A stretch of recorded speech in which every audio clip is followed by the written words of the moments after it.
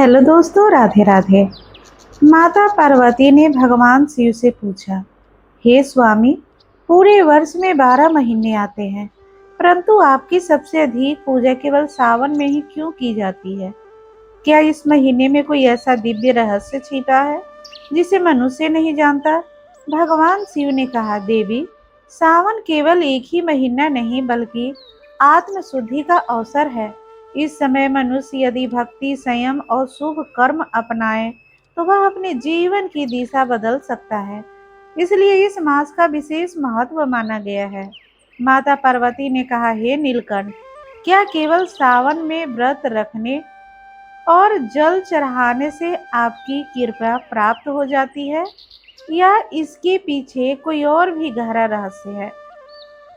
भगवान शिव ने कहा, देवी, जल चढ़ाना श्रद्धा का प्रतीक है, लेकिन केवल बाहरी पूजा पर्याप्त नहीं। सच्ची भक्ति तब होती है जब मनुष्य अपने व्यवहार, वाणी और कर्म को भी पवित्र बनाने का प्रयास करे। माता पार्वती ने कहा, यदि कोई मनुष्य पूरे सावन में केवल एक ही नियम निभा सके, तो वैसा कौन सा नियम है जो उसके जीवन में सबसे बड़ा परिवर्तन ला सकता है? भगवान शिव ने उत्तर दिया, यदि कोई श्रद्धा पूर्वक पूरे सावन में ब्रह्मा मुहूर्त में जाकर अपने दिन की शुरुआत ईश्वर स्मरण और शुभ कार्यों से करे तो उसके भीतर अनुशासन और सकारात्मक परिवर्तन का मार्ग खुल सकता है। तब माता पार्वती ने कहा, हे त्रिलोचन, आपने 21 दिनों का ही संकल्प क्यों बताया? 7 दिन, 11 दिन या 30 दिनों का क्यों नहीं?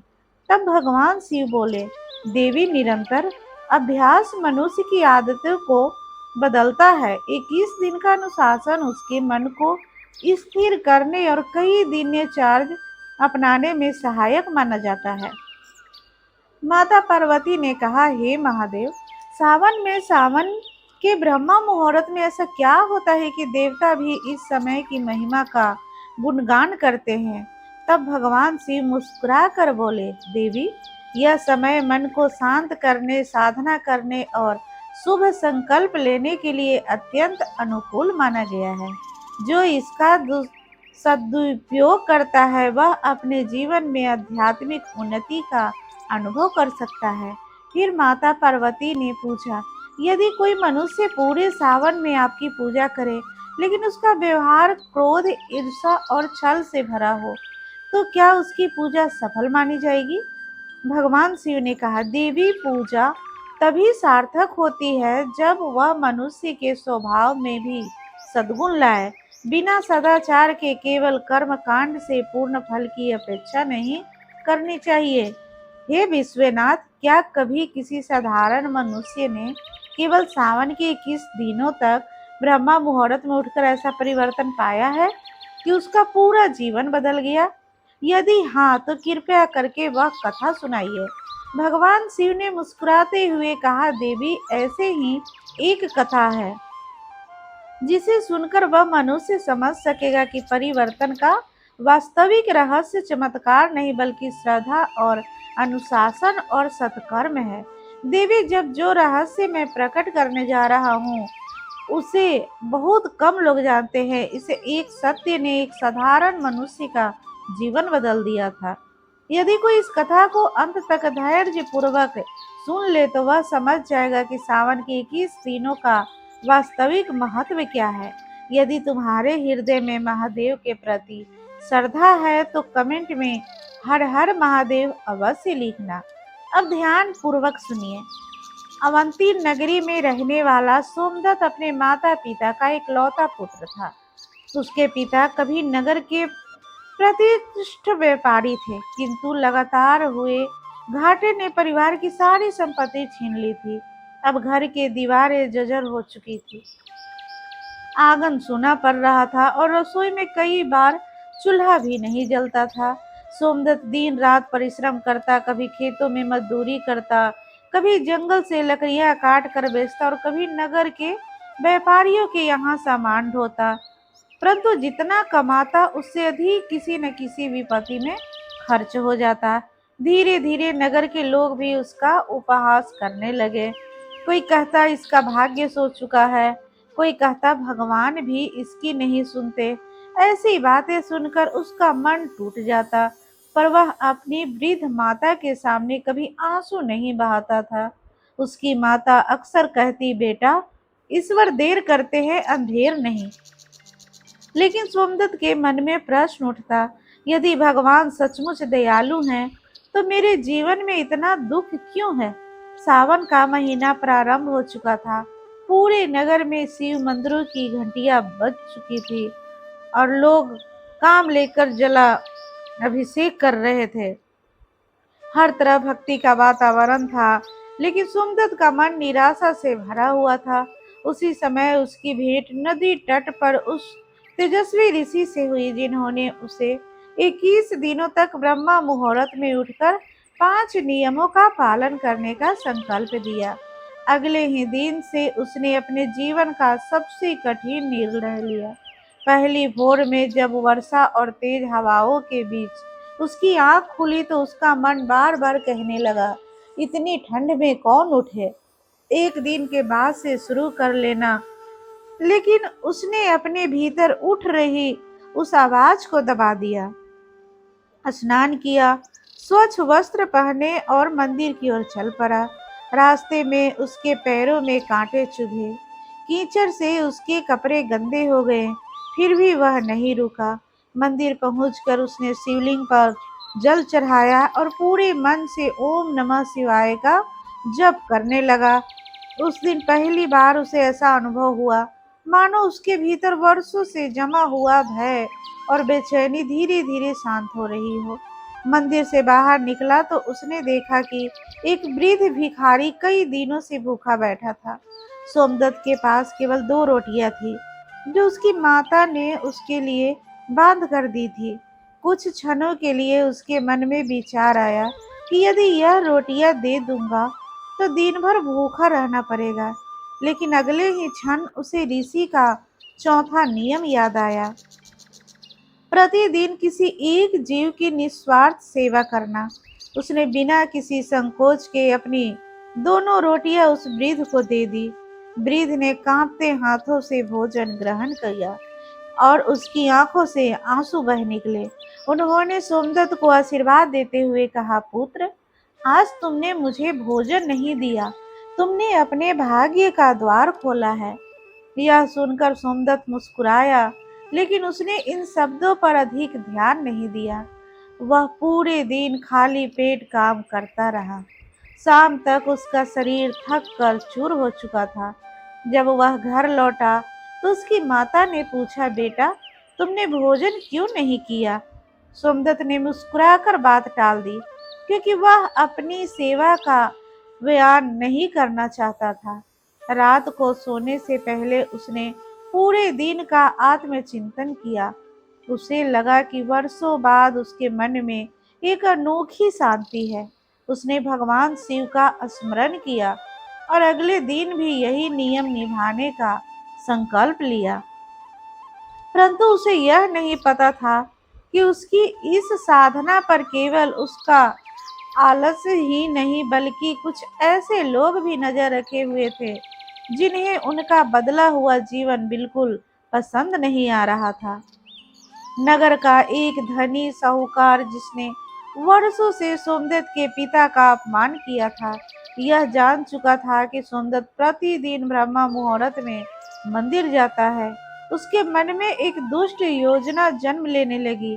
उसने अपने सेवकों से कहा, यदि यह युवक ऐसे ही लोगों का विश्वास जीतता रहा तो एक दिन नगर में इसका सम्मान बढ़ जाएगा।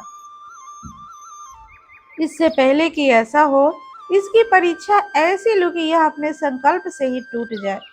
उधर सोमदत्त इन सब बातों से अनजान था। वह तो केवल भगवान शिव पर विश्वास करके अपने 21 दिनों की साधना में आगे बढ़ रहा था। लेकिन सावन का तीसरा दिन उसके जीवन में ऐसा तूफान लेकर आने वाला था जिसकी उसने कभी कल्पना भी नहीं की थी। और उसी दिन यह तय होना था कि उसका विश्वास बड़ा है या उसके सामने खड़ी कठिनाइयां। सावन का तीसरा दिन था।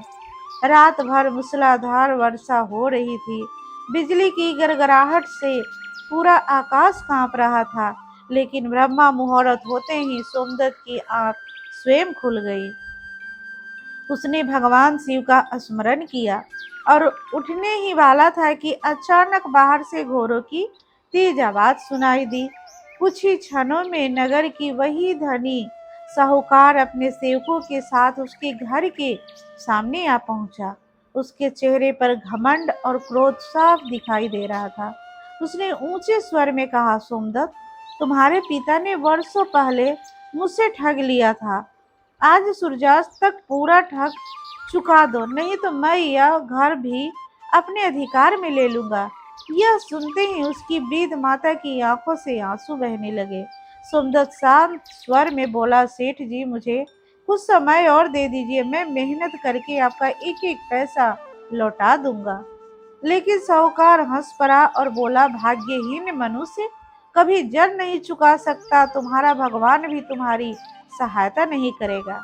यह कहकर वहां से चला गया, पर जाते जाते अपने सेवकों को आदेश दे गया कि यदि सूर्यास्त तक धन न मिले तो घर खाली करा दिया जाए।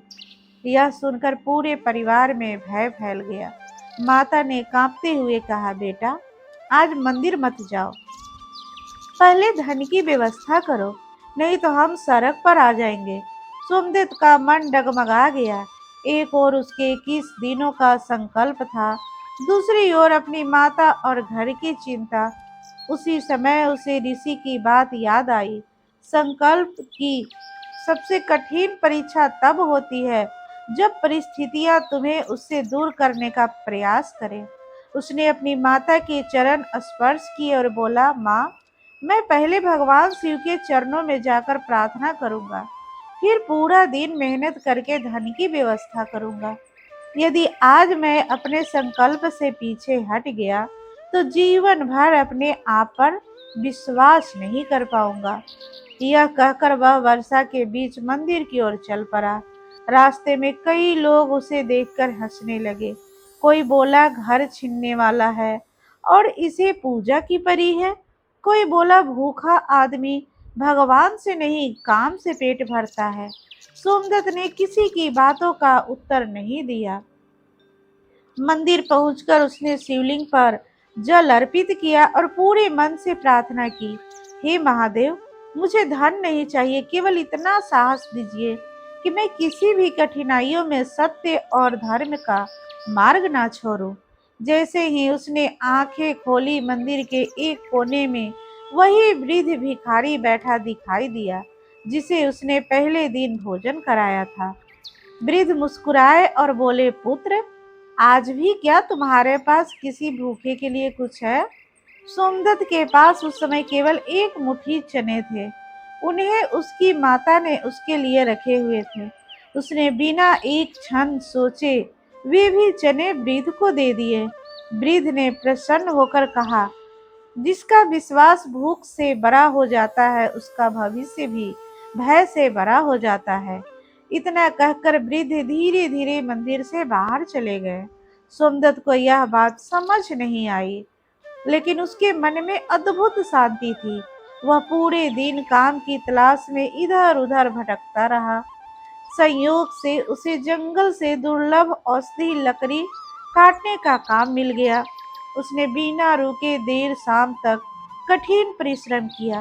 लौटते समय उसे मजदूरी के रूप में अपेक्षा से धन मिला और बहुत अधिक धन मिला। वह प्रसन्न हुआ कि आज साहूकार को कुछ धन दे सकेगा। लेकिन जैसे ही वह घर लौट रहा था, उसने देखा कि नदी का तेज बहाव और एक छोटे बालक को अपने साथ बहा कर ले जा रहा था। आसपास खड़े लोग केवल तमाशा देख रहे थे, क्योंकि धारा बहुत प्रचंड थी। सोमदत्त के सामने एक कठिन निर्णय था। यदि वह बालक को बचाने नदी में कूदता तो उसके पास रखा धन बह सकता था और घर बचाने की अंतिम आशा भी समाप्त हो जाती। यदि वह धन बचाकर घर चला जाता तो एक मासूम का जीवन संकट में पड़ जाता। उसके मन में कुछ क्षण के लिए संघर्ष हुआ, फिर उसे भगवान शिव के बताए 5 नियमों में चौथे नियम याद आए। प्रतिदिन किसी एक जीव की निस्वार्थ सेवा करना, अगले ही पल उसने बिना अपने प्राणों की चिंता किए नदी में छलांग लगा दी। प्रचंड धारा उसे भी बहाने लगी। उसके हाथ से मजदूरी की पूरी पोटली छूटकर नदी में कहीं खो गई। लेकिन काफी संघर्ष के बाद उसने उस बालक को सुरक्षित किनारे पहुंचा दिया। लोग उसकी वीरता की प्रशंसा करने लगे, पर सोमदेव के चेहरे पर मुस्कान नहीं थी। उसे केवल एक ही चिंता थी, अब साहूकार को धन कैसे देगा। वह भीगा हुआ, थका हुआ और खाली हाथ घर की ओर चल पड़ा। उसे यह बिल्कुल भी पता नहीं था कि जिस बालक का जीवन उसने बचाया है वह कोई साधारण बालक नहीं, बल्कि उसी राजा का इकलौता पुत्र था, जिसकी एक घोषणा अगले ही दिन पूरे नगर का भाग्य बदलने वाली थी।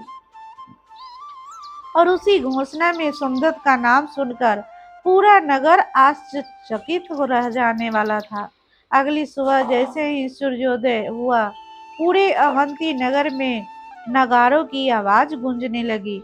राजमहल के सैनिक गलियों में घूम घूम कर घोषणा कर रहे थे, जिस युवक ने कल नदी में कूदकर राजकुमार के प्राण बचाए हैं, वह तुरंत राजा के दरबार में उपस्थित हो। महाराज स्वयं उसका सम्मान करना चाहते हैं। यह समाचार सुनते ही नगर के लोग आश्चर्यचकित रह गए।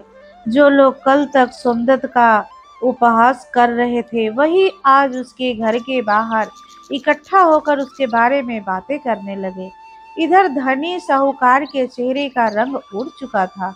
उसे समझ आ गया था कि यदि सोमदत्त को राजा का संरक्षण मिल गया तो उसकी वर्षों की दादागिरी समाप्त हो जाएगी। उसने तुरंत एक नई चाल चली। उसने अपने कुछ लालची सेवकों को सोने के सिक्के देकर आदेश दिया कि वे राजा के दरबार में पहुंचकर झूठी गवाही दे कि राजकुमार को नदी से बचाने वाला सोमदत्त नहीं, बल्कि कोई और था। दूसरी ओर सोमदत्त को इन षड्यंत्रों का कोई ज्ञान नहीं था। वह हमेशा की तरह ब्रह्मा मुहूर्त में उठता, स्नान किया, शिवलिंग पर जल अर्पित किया और शांत मन से ओम नमः शिवाय का जप करता रहा। उसकी प्रार्थना पहले ही जैसी थी। हे महादेव, मुझे सम्मान नहीं चाहिए, केवल इतना आशीर्वाद दीजिए कि मैं कभी सत्य का साथ ना छोड़ूं। मंदिर से निकलते समय उसकी भेंट फिर उसी तेजस्वी वृद्ध से हुई। वृद्ध मुस्कुराकर बोले, पुत्र, आज तुम्हारे सामने धन, सामान्य और सत्य तीनों एक साथ खड़े होंगे। यदि रखना जो मनुष्य सत्य का साथ छोड़ देता है, उसके हाथ से अंततः धन्य और सामान दोनों चले जाते हैं। सोमदत्त ने विनम्रता से उनके चरण स्पर्श किए और राजमहल की ओर चल पड़े। विशाल सभा में राजा स्वयं सिंहासन पर बैठे थे और उनके पास सुरक्षित बैठा राजकुमार बार बार उसी ईवो को ढूंढ रहा था जिसने उसने मृत्यु के मुख से निकाला था। जैसे ही सोमदत्त सभा में पहुंचा, राजकुमार दौड़कर उसके पास आया और सबके सामने बोला, पिताश्री, यही वह युवक है जिसने अपने प्राणों की परवाह किए बिना मुझे बचाया था। पूरा दरबार तालियों से और जय घोष से गूंज उठा, लेकिन तभी साहूकार के भेजे हुए लोग आए और बोले, महाराज, यह युवक झूठ बोल रहा है। नदी में कूदने वाला कोई दूसरा व्यक्ति था। यह केवल पुरस्कार पाने आया है। कुछ क्षणों के लिए सभा में सन्नाटा छा गया। राजा ने गंभीर स्वर में पूछा, सोमदत्त, यदि तुम सत्य कह रहे हो तो इसका कोई परिणाम नहीं है, इसका कोई प्रमाण है? सोमदत्त ने शांत स्वभाव से उत्तर दिया, महाराज, मेरे पास कोई प्रमाण नहीं है। यदि आपको लगता है कि मैंने असत्य कहा है तो मैं बिना किसी शिकायत के यहाँ से चला जाऊंगा। मैंने राजकुमार को पुरस्कार पाने के लिए नहीं, बल्कि एक प्राण बचाने के लिए बचाया है। उनके सब इन शब्दों ने पूरे दरबार को मौन कर दिया। तभी सभा के द्वार पर एक वृद्ध व्यक्ति प्रवेश करता दिखाई दिया। सभी ने आश्चर्य से देखा कि वह वही भिखारी था जिसे सोमदत्त ने पहले दिन अपनी रोटियां और दूसरे दिन अपने चने खिलाए थे। उसने राजा को प्रणाम करके कहा, महाराज, मैं उस घटना का प्रत्यक्षदर्शी हूँ। इस युवक ने पहले अपने धन की परवाह नहीं की, फिर अपने प्राणों को भी परवाह नहीं की। यदि यह नदी में न कूदता तो राजकुमार जीवित न होते। इसके बाद कई ग्रामीण भी आगे आए और उन्होंने भी वही बात दोहराई।